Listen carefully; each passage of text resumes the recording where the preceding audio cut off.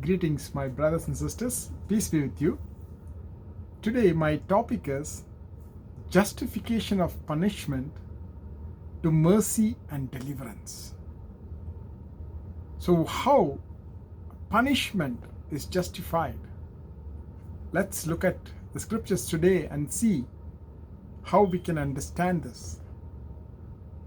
When you look at Proverbs chapter 13, verse 24, it says, "Whoever spares the rod hates his son, but he who loves him is diligent to discipline him."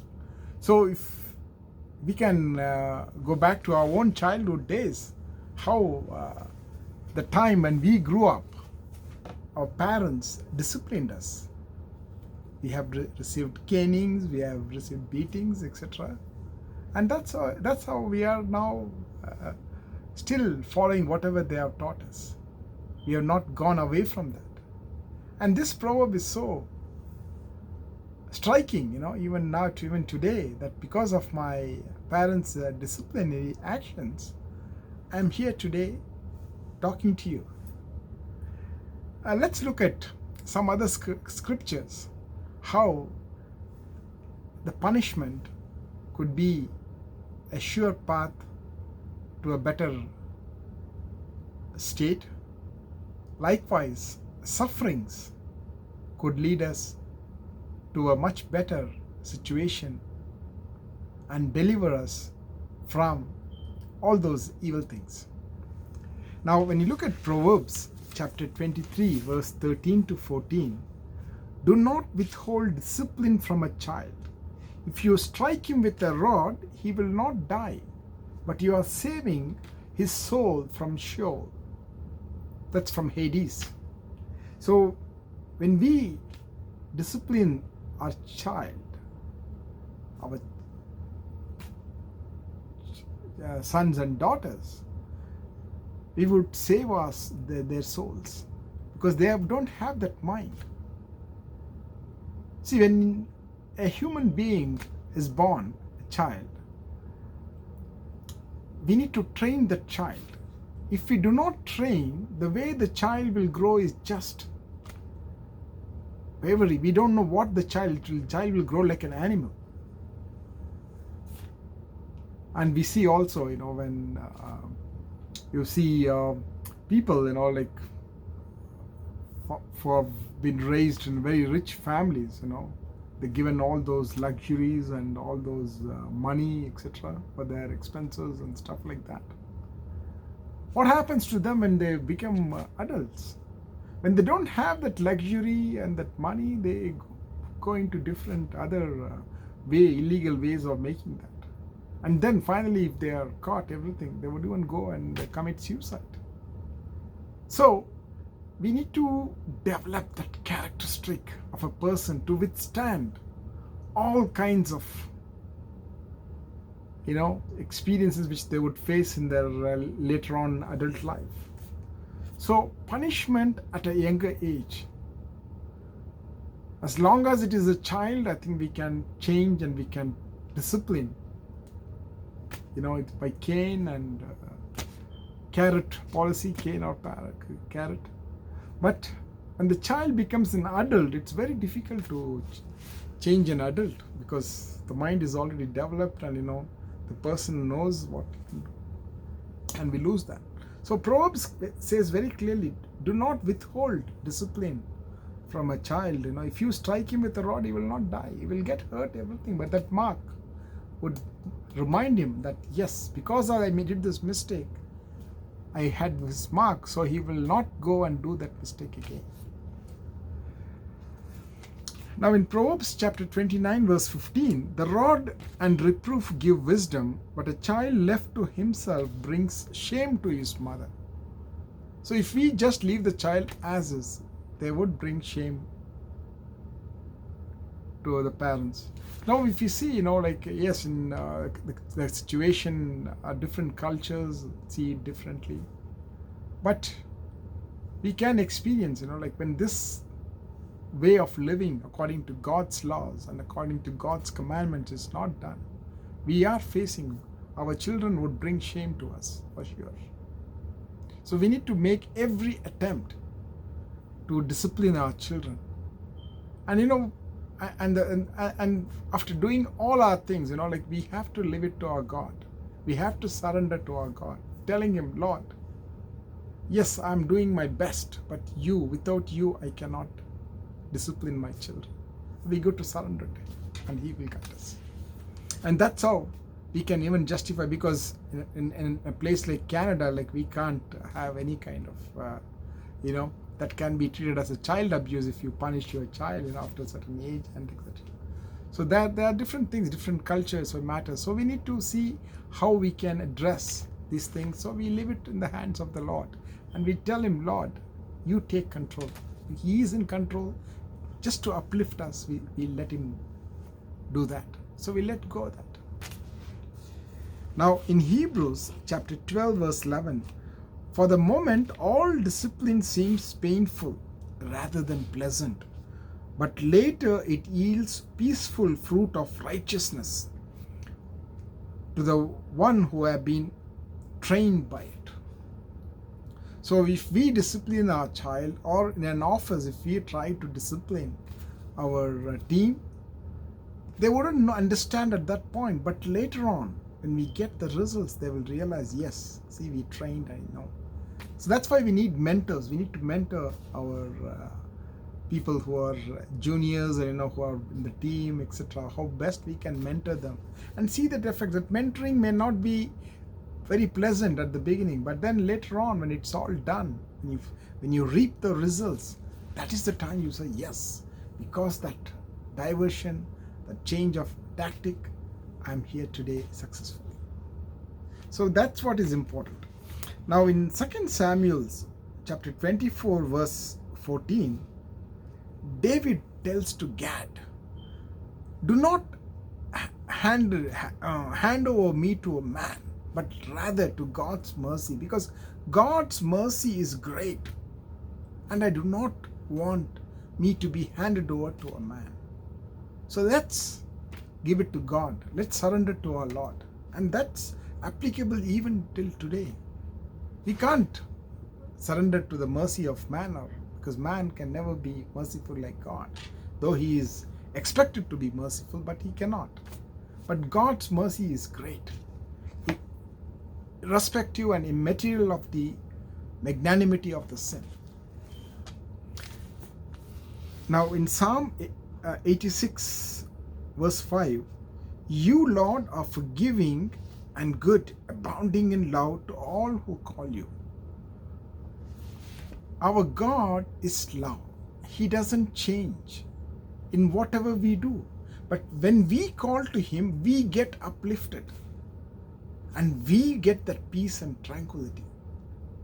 And his love is always there for us. His mercy is always there for us. His deliverance is always there for us. We need to only claim it. Let's look at Psalm 145 verse 9. The Lord is good to all. He has compassion on all he has made. So he has compassion on everything he has created. Now in Luke chapter 6 verse 36, be merciful just as your Father is merciful. So my brothers and sisters, when our Creator God lives within our soul, within our heart, mind and body, when he embodies us, we need to reflect his characteristics. We need to reflect his behavior. We need to reflect his words of peace, love, joy, happiness and tranquility without anger. But it is difficult for human beings because of the free will we have. We become angry. We do not carry on that. But then we can always rise from that fall. Whenever we are conscious of that, that is enough. That God lives within us. If we are conscious of that, then it's a sure path to become better and to reflect God's splendor. Now, when you look at Ephesians chapter 2 verse 4, but because of his great love for us, God, who is rich in mercy, he saved us. Like he saved, that is the faith we should have. We should claim that. Because of his great love, God sent his only begotten Son, John 3:16, to deliver humanity from the clutches of sin and death. His love is beyond our imagination. Now in Titus chapter 3 verse 5, he saved us in mercy, washing of rebirth and renewal by the Holy Spirit. See, here we find that God's cleansing humanity by sending his only Son of all the impurities and renewing it by the Holy Spirit. Every time we seek him, he renews us. Though outwardly we might feel that we are getting lost, we are going nowhere, but inwardly we are being renewed. That we need to realize, be conscious of that. When we are conscious of that we are being renewed inwardly every day, it is a sure path to reach our destination. Now in 1 John chapter 4 verse 4, you dear children are from God. When we feel that we are from God, so we can know that the one within us is greater than any force on this planet, on this universe rather. The one within us, the Creator God, the Triune God, the Father, the Son, and the Holy Spirit, who are within us, is greater than anything else in this world, in this universe. So when he is within us, why should we be afraid? We can always claim his mercy and claim his deliverance. He has delivered us to our freedom. We should enjoy that. Now Galatians chapter 5 verse 1, Christ has set us free. Stand firm. Do not carry that yoke of slavery again, because God has given us that freedom. He says, do not be afraid, I am with you all the time. Till the end of your time, till the end of times, I will be there. I know I have conquered everything, the death. So God is within us and he is telling us, I have conquered death. So do not be worried. I will be with you. I will take you. I will walk with you. So the Lord is my light and my salvation. Even if I walk in the valley of death, I will not fear. So that is our deliverance. So we need to go through the sufferings. So Jesus, through sufferings, he got us victory. So whatever sufferings we are going through now, maybe in relationship, maybe in our unemployment, maybe in accusations, or maybe false accusations, or going through some sickness, illness, everything. Through that illness, through that unemployment, through that broken relationship, God will get us to victory. And that's the hope we should have. So that's the justification of our punishment. That's the justification of our sufferings, that God's mercy and deliverance are there through that suffering. Now in James chapter 4 verse 7, submit yourselves to God, resist the devil and it will flee from you. My brothers and sisters, we need to surrender our free will to him. Lord, I surrender my free will to you. Then he would give us his will for us. Thy will be done, Father, and his will be done in our life. Psalm 32:7, you are my hiding place. You will protect me from trouble and surround me with songs of deliverance.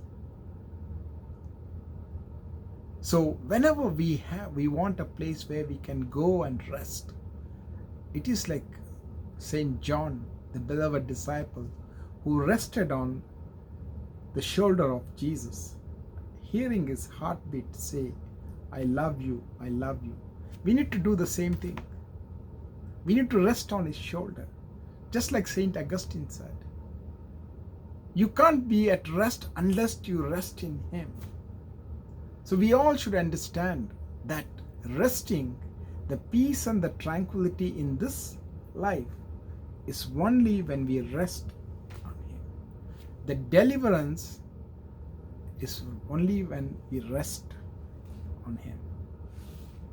Now Psalm 34 verse 4, I sought the Lord and He answered me. He delivered me from all my fears. So we need to keep seeking our God, our Creator God. And when we seek Him, He will answer us. And He will drive out all those fears and give us the strength and courage to face all the challenges. My brothers and sisters, today we are going through this pandemic. So much of anxiety and stress and tension. But we need to seek our God.